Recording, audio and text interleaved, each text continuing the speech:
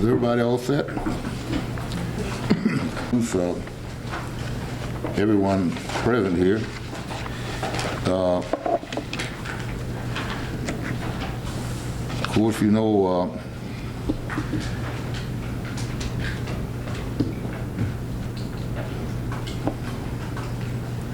the guest here.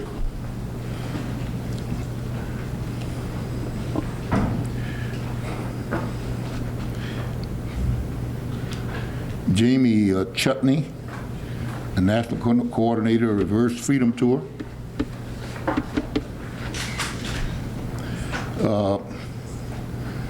Members of the committee which oversee the tour, Judy Thomas, Mr. Ernest Holman, a trustee of Quinn Chapel, AME Church, and 2 students who will participate in the seminars once the tours arrive in Detroit. Frank Valancourt of American National, Nikki Ketchum of Ketchum Collections, Michael Rossett of Fairway Construction, Greg Arrigo of Michigan Auto Recovery, Jerry Barbeau, Amex Duty Free Shops, Paul Hubbard, New Detroit, Ed Robinson. But I'm sure that you all know why we're here. I'm missing one of my very important props. No, some checks.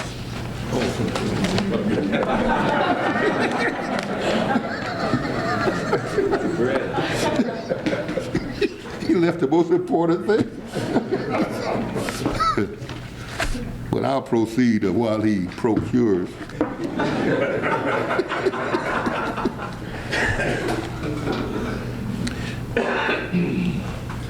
Well, as you know, this year will be the 3rd year for the Reverse Freedom Tour, which was originated by Rosa Parks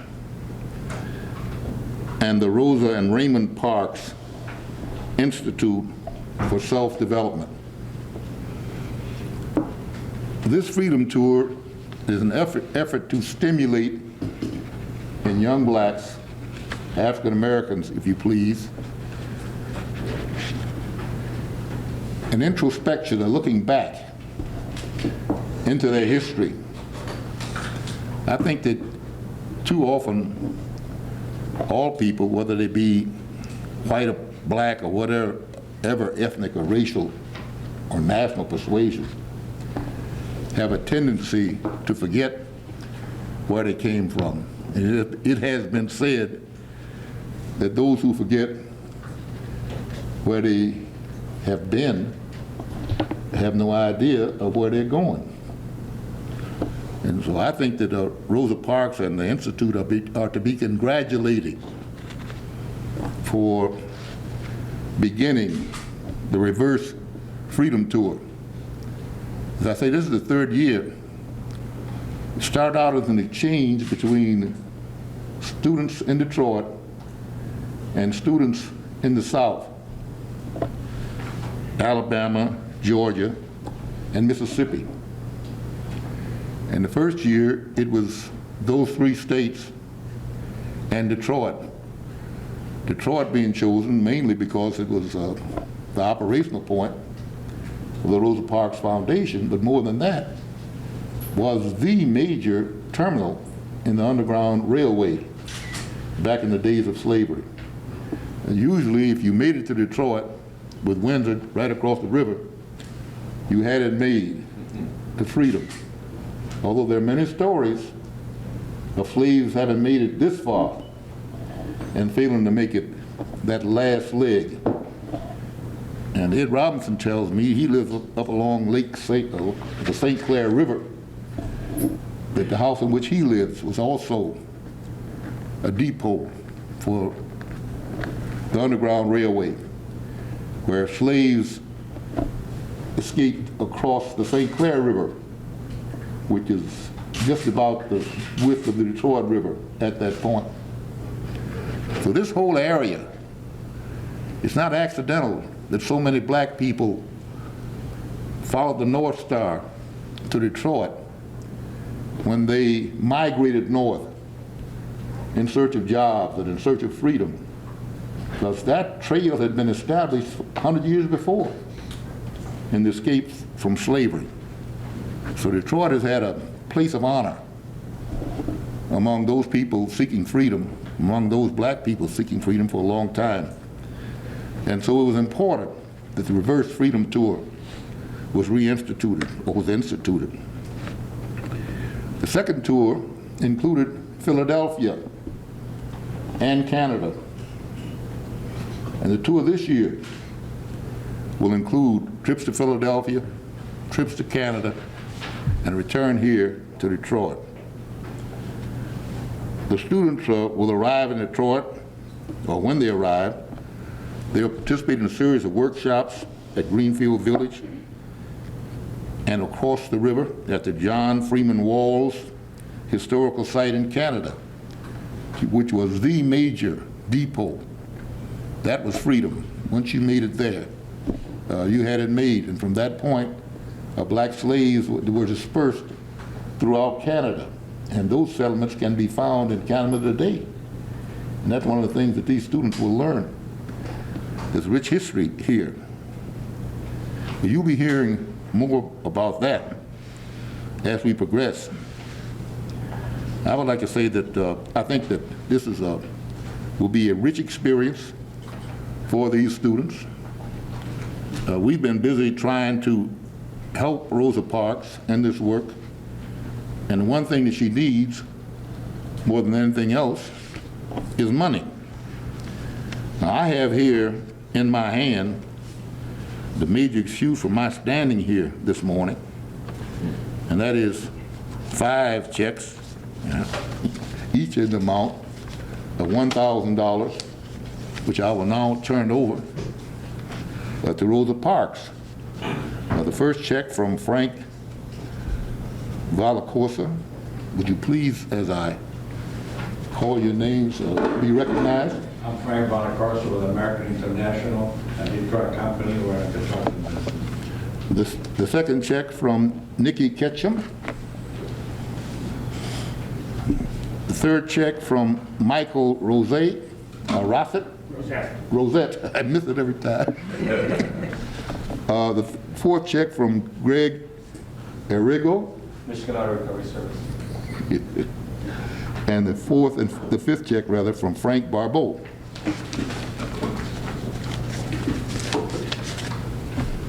$5,000.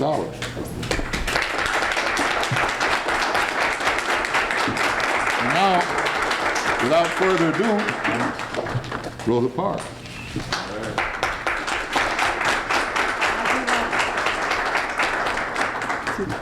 Thank these persons for the generosity and interest and confidence in our efforts that we put forth every year. And I'm always grateful to Mayor Young for his support, and along with Congressman Conyers and many other people, many other friends. And it's wonderful to know that you are concerned enough and interested and dedicated enough to make these contributions.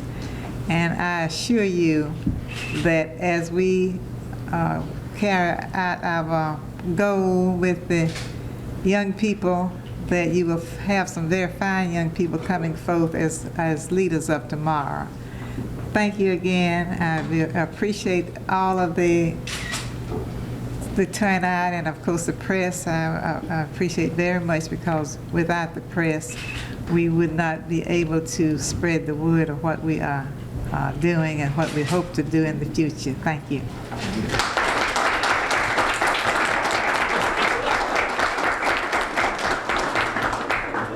I want you to note that Mrs. Parks said that.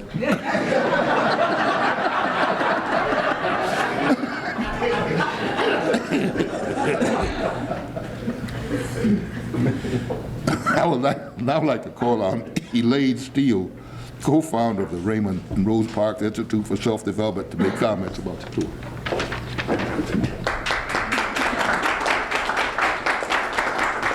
Thank you, Mr. Mayor.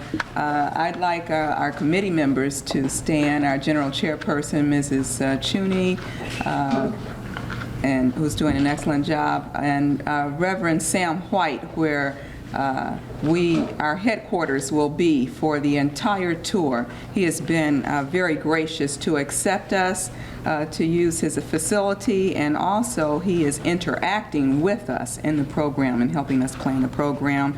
Ms. Judy Thomas, and Mrs. Claudia White, who is the chairperson of our African Farewell Feast.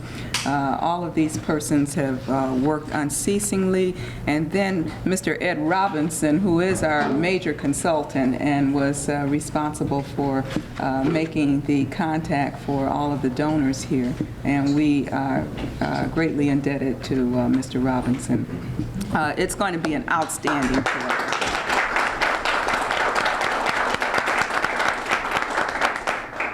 It's going to be an outstanding tour. It will begin with our welcome rally officially at 7 o'clock at Trinity Faith United Methodist Church on West McNichols, 19750 West McNichols, and it will end on the 10th of August, Monday, at the main branch of the Detroit Public Library, where we will have our African Farewell Feast and Celebrity Fashion Show. Our Celebrity Fashion Show will have many community leaders, Mrs. John Conyers for one. There will be many television media stars, radio media stars, and print media stars that will be assisting in this fashion show. During the week, we'll be visiting many historical sites, as the mayor has already alluded to. Greenfield Village. We'll be going to Detroit automobile plants. We will be going to the Tuskegee Airmen Museum. We will be featured at the African Origin demonstration. There are just so many activities. We'll go to the Lewis College of Business, the first black college in the city of Detroit. There, Dr. Robert Bland will have the demonstration of the slave ships, and we will have the history of black music. It's just an outstanding program. Then we will go on Friday, when we will have our civil rights panel. For our civil rights panel, we have notables coming in. Of course, our headline person will be Mrs. Rosa Parks. Dick Gregory will be here on Thursday. Julian Bond, Jamil Al-Amin, formerly H. Rap Brown, Dr. Roberta Hughes Wright, Ms. Joann Watson, Dr. Bryan E. will all participate in our civil rights panel. And then at the end of that, we will move into our Canadian weekend. On Tuesday, we have the honor of having the national motivator, Mr. Les Brown. So our week is just going to be tremendous. It will be very motivational, very educational, and a historical weekend. And we invite all of the press to come to all of our activities. And thank you so much for your support.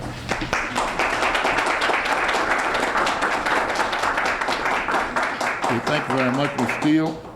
And now I'm going to call upon Congressman Conyers, who's been highly supportive and a part of this work from the very beginning. Congressman.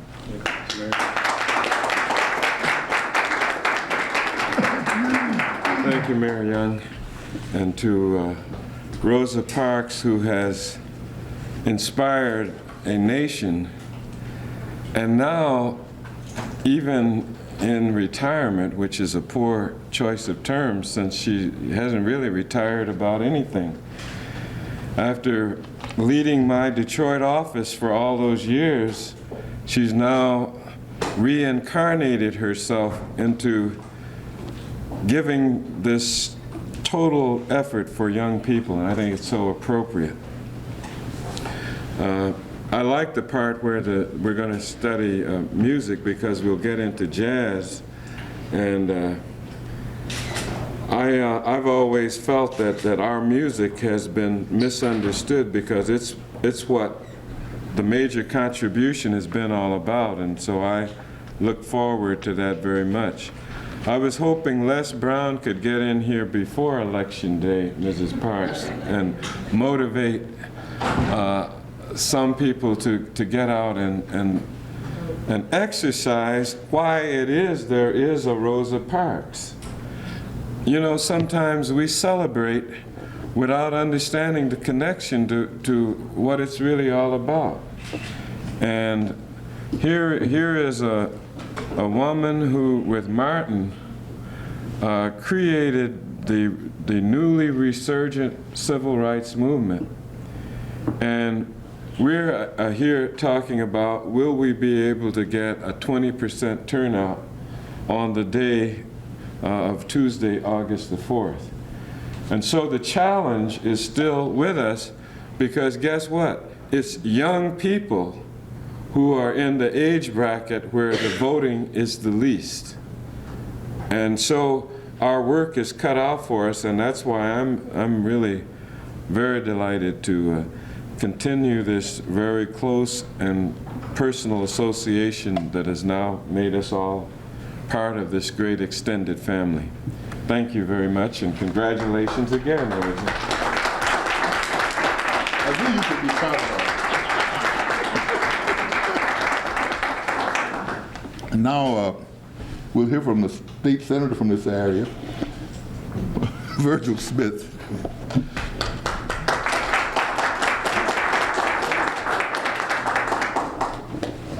Mr. Mayor, Mrs. Parks, I would first like to thank the contributors for being a part of this effort.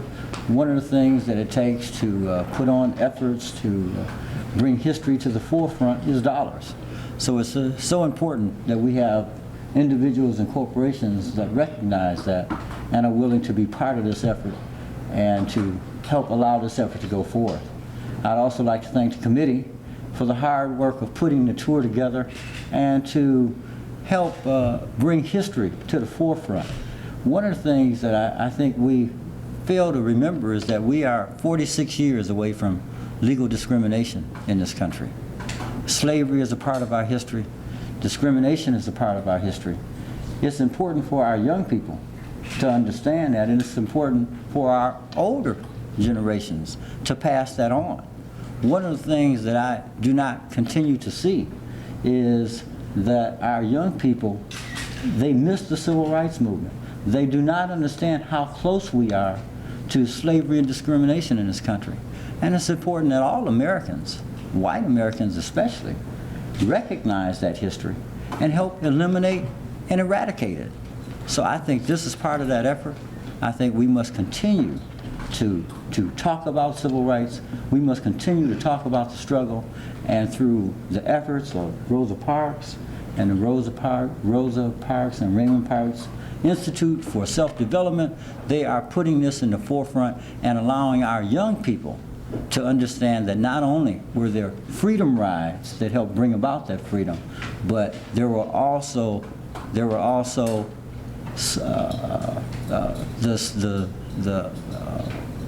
the history that is in Detroit where slaves came to actually escape to their freedom. So the reverse tour is appropriate, it's adequate. I'd again like to thank all the participants, and it's a pleasure for me to be here and be supportive of that effort. Thank you all for coming.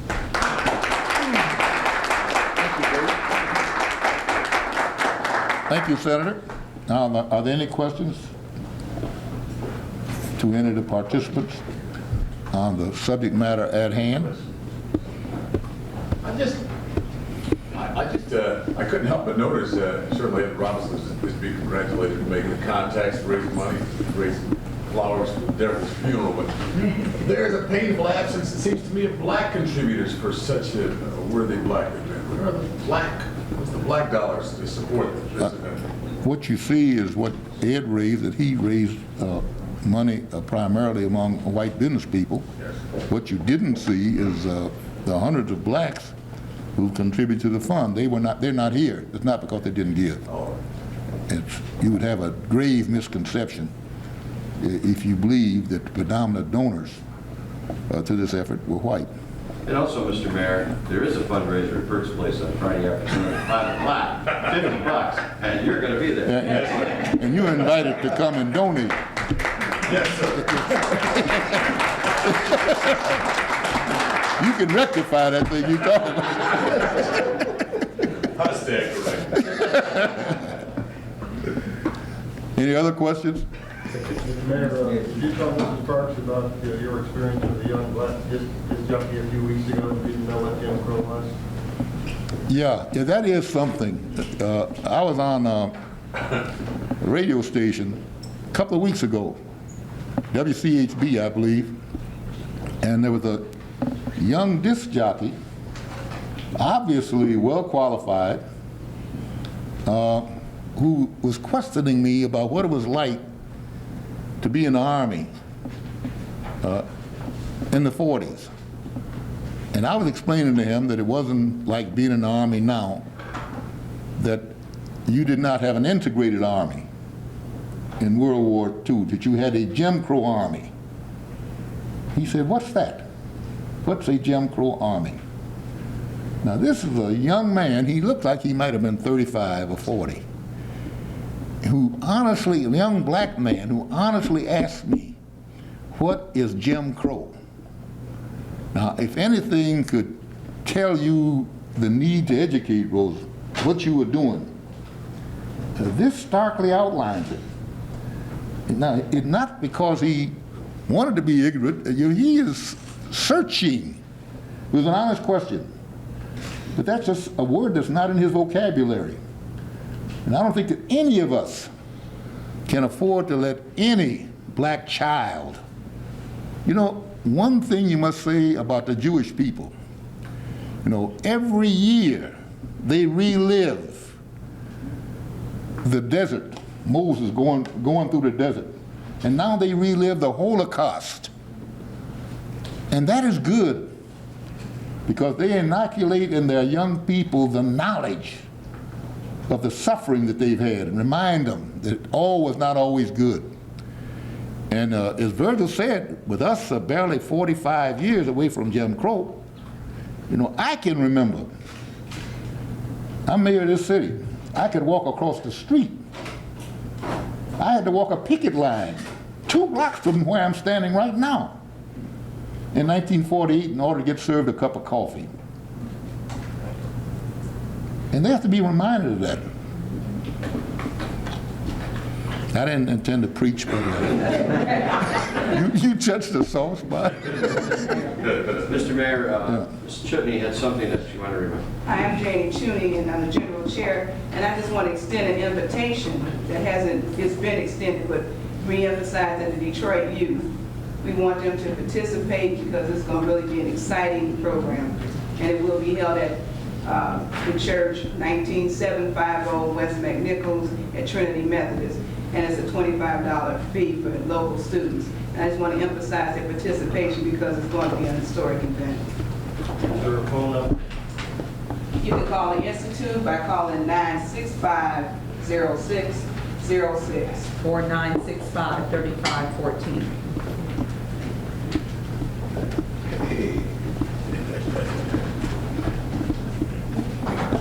Yes, sir. Mayor, could we get you and Ms. Parks together at the podium? Certainly. I'd like to ask a question to Ms. Parks before we do that, if that's okay? Sure. If she can step up to the podium.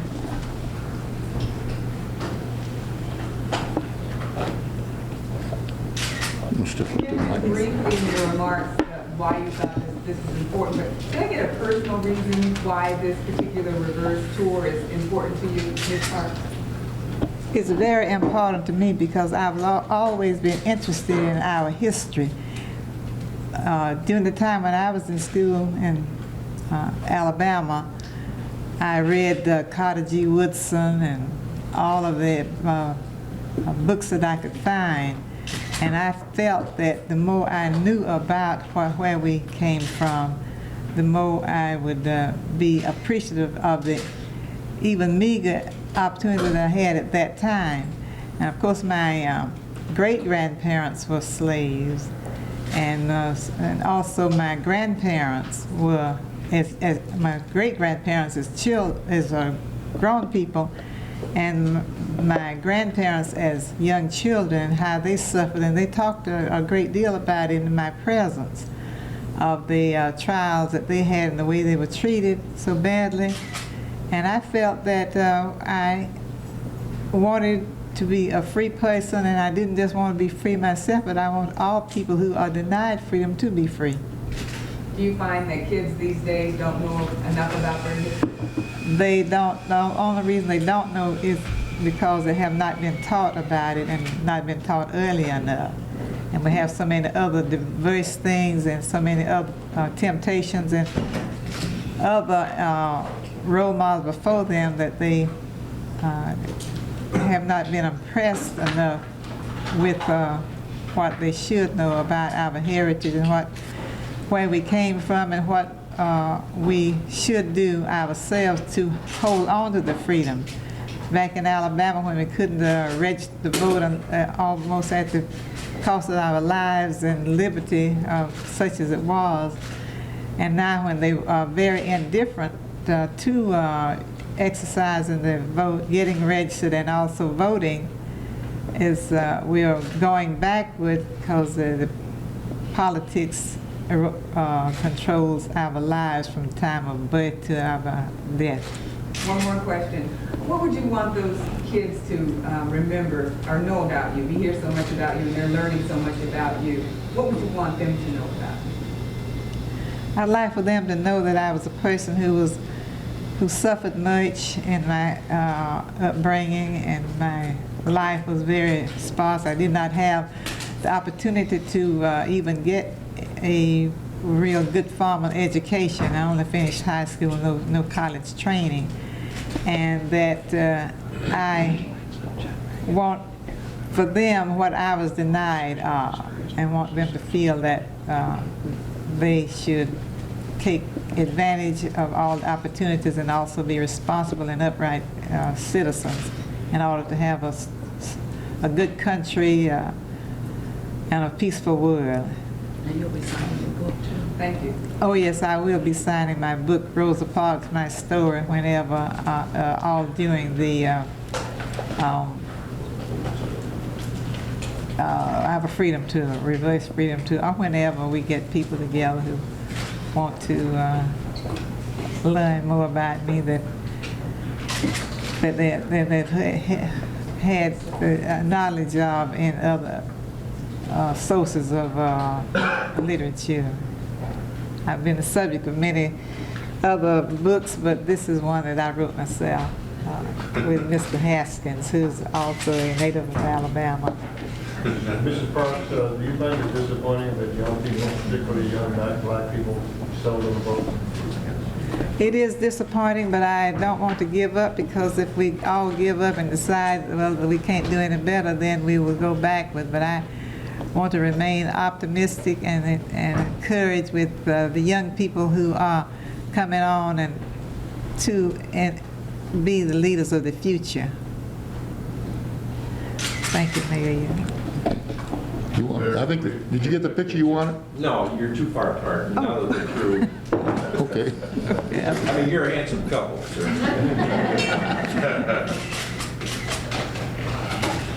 Can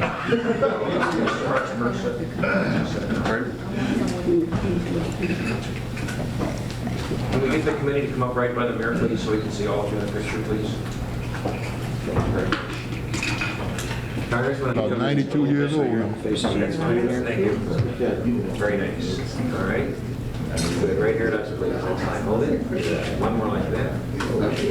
Hold on now. Thank you.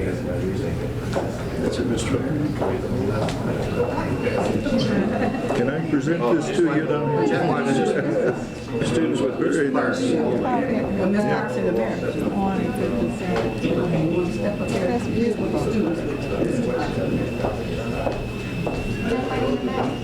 I guess they have made a statement, they're under the impression that all offers have been pulled off the table. We're willing to sit down with them as we were before. Can those jobs be saved, Mr. Mayor? What's that? Can those 220 jobs be saved? Can those 220 EMS jobs be saved at this point, or is it too late for that?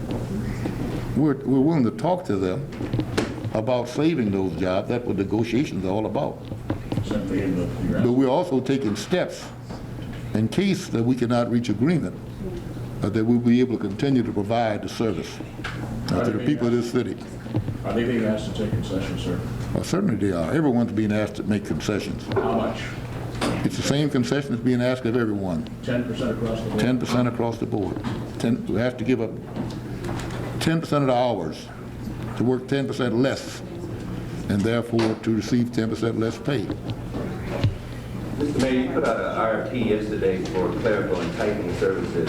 Does the same thing apply to that? If you can settle it, you'll deal with the workers if you can? I have stated, and I restate, I would much rather continue doing business with the employees that we have.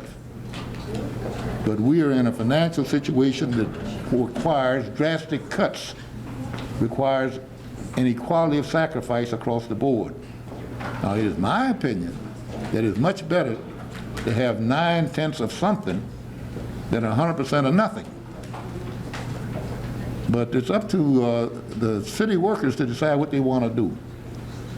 I have indicated I would much rather retain our present employees than go privatization and get strange employees. But they have to make up their mind.